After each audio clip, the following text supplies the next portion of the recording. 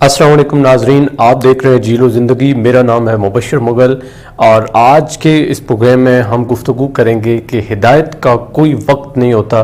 किसी टाइम भी अल्लाह ताला की तरफ से मंजूरी आए तो इंसान को हिदायत मिल जाती है। जिस तरह कहते हैं कि दुआ की कबूलियत की कोई खड़ी नहीं होती, अल्लाह ताला जब चाहें, जब हिदायत देना चाहें या जब दुआ कबूल करना चाहें वो हो जाती है।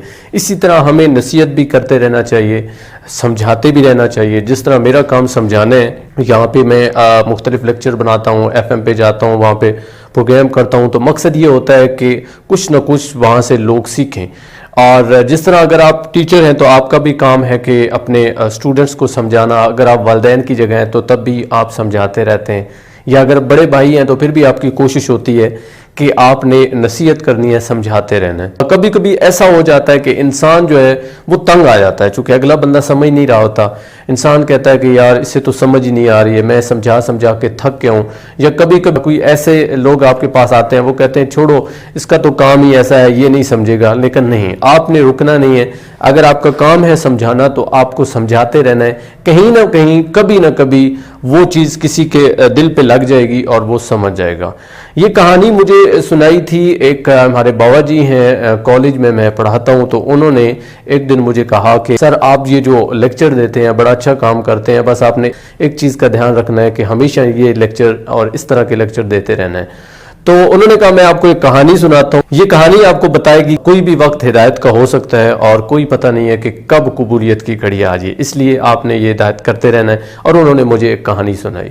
ये कहानी है एक शख्स की जो कि अपनी बड़ी हंसी खुशी ज़िंदगी गुजार रहा था। उसका एक छोटा सा बेटा था, उसकी वाइफ थी और वो खुद था, छोटी सी फैमिली थी। एक दिन ऐसा हुआ कि अचानक उसकी जो वाइफ है उसकी तबीयत ख़राब हुई और यूं उसकी डेथ हो गई। जब डेथ हुई एकदम से, आपको पता है जब किसी की मौत आ जाती है तो सदमा रहता है। उसका बेटा भी छोटा सा था। खैर उसे सहारा था कि कम से कम उसकी औलाद है, उसका बेटा है। उसने अपने बेटे की तरबियत अच्छे से की, उसे पढ़ाया लिखाया। जब बेटा जवान हुआ तो बहुत सारे लोग थे, अभी इसकी भी एज काफ़ी थी, तो लोग कहते हैं कि तुम शादी कर लो।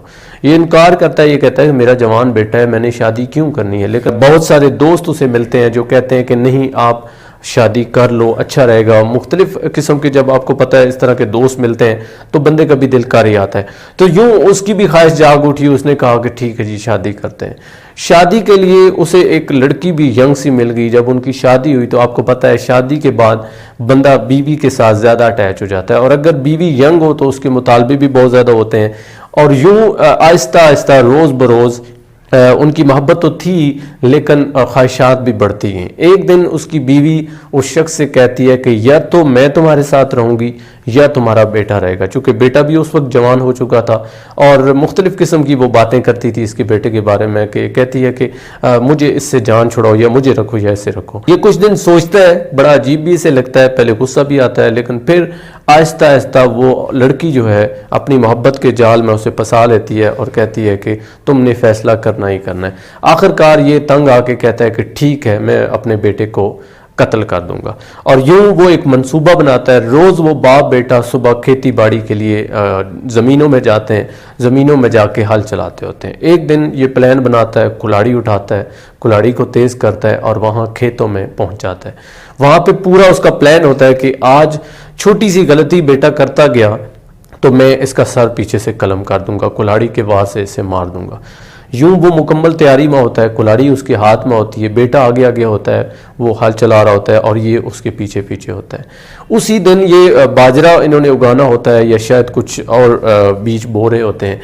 एकदम से क्या होता है कि उसका बेटा जो है आगे आगे चल रहा होता है, आगे एक छोटा सा पौधा आता है और वो पौधा होता है जवार का, जो कि वहाँ पे उगा होता है और काफ़ी बड़ा होता है। बेटा क्या करता है, वहाँ से हल उठाता है और उठा के थोड़ी आगे रख देता है। अब इसके बाप को थोड़ा मौका मिल जाता है। ये कहता है कि तुमने गलती क्यों की, यूं उसे गालियां देता है, गुस्सा करता है। पहले ही तैयार तो होता है, उसको चूंकि मारना होता है और कुल्हाड़ी सीधी कर लेता है। साथ ही उसकी जबान से सवाल भी उठता है कि तुमने ऐसा किया तो किया क्यों। बेटा कहता है कि अब्बू जी मेरी बात तो सुन ले। तो ये 2 मिनट के लिए जब खामोश होता है तो उसका बेटा कहता है कि अब्बू जान ये जो बीज आज हम बो रहे हैं ये पता नहीं उगेगा या नहीं उगेगा, लेकिन जो चीज पहले से उगी हुई है और जवान हुई पड़ी है हम उसको क्यों उखाड़ते हैं। अगर हमने इसको उखाड़ दिया तो ये ना हो कि इससे भी हम जाते रहे। बस इतनी सी बात कहने की देर थी कि एकदम से वो कांपना शुरू हो गया और उसके ہاتھ سے کلاڑی نیچے گر گئی اور وہ بچے سے کہتا ہے کہ تم گھر چلے جاؤ. اسے سمجھ نہیں آتی. اس کا بیٹا کہتا ہے کہ ابو جان ہوا کیا ہے؟ وہ کہتا ہے نہیں تم گھر چلے جاؤ. یوں بیٹا تو اس کا گھر چلا جاتا ہے.